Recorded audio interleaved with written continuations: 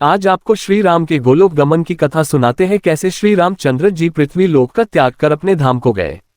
यानी सरल शब्दों में कहें तो उनकी मृत्यु कैसे हुई। हालांकि भगवान न तो जन्म लेते हैं और न मृत्यु को प्राप्त होते हैं, वे तो अवतार लेते हैं और कार्य पूरा हो जाने के बाद अपने लोक को चले जाते हैं। दशवर्ष सहस्राणि दशवर्ष शतानि च रामो राज्यमुपासित्वा ब्रह्मलोकम प्रयास्यति। अर्थात 11,000 वर्ष तक पृथ्वी पर जब राजा राम अपना राज कर चुके थे तो एक दिन काल उनके पास आकर संकेत करता है कि आपका समय हो चुका है, इसलिए आप अब चलें।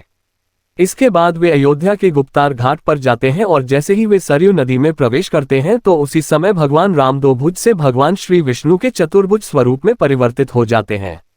हिंदू मान्यता के अनुसार उसी समय ब्रह्मा जी विमान लेकर आते हैं और भगवान श्री विष्णु उस पर बैठकर अपने परम धाम को चले जाते हैं।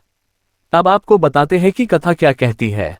हिंदू मान्यता के अनुसार भगवान राम सरयू नदी में जल समाधि के जरिए बैकुंठ धाम गए।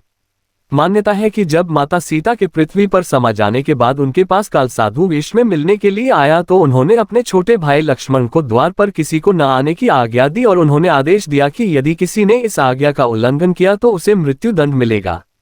इसके कुछ ही देर बाद वहां पर दुर्वासा ऋषि आ गए और भगवान राम से मिलने को कहा। भगवान लक्ष्मण को पता था कि दुर्वासा जी जल्द ही क्रोधित होकर श्राप दे देते हैं। ऐसे में लक्ष्मण जी ऋषि के आगमन का समाचार श्री राम के पास पहुंचे और ऋषि आगमन का समाचार सुनाया। इसके बाद ऋषि को भगवान राम के पास जाने दिया। इसके बाद आदेश के अनुसार भगवान राम ने लक्ष्मण को मृत्यु दंड देने की बजाय देश निकाला दे दिया, लेकिन लक्ष्मण अपने प्रिय भाई की इस निराशा को जानते हुए खुद ही सरयू में विलीन हो गए। इसके बाद भगवान राम ने भी सरयू में जाकर अपना मानव स्वरूप त्याग दिया। रोचक इंडिया परिवार की ओर से आप सभी को श्री राम जन्म की बहुत बहुत बधाइयां। जय श्री राम।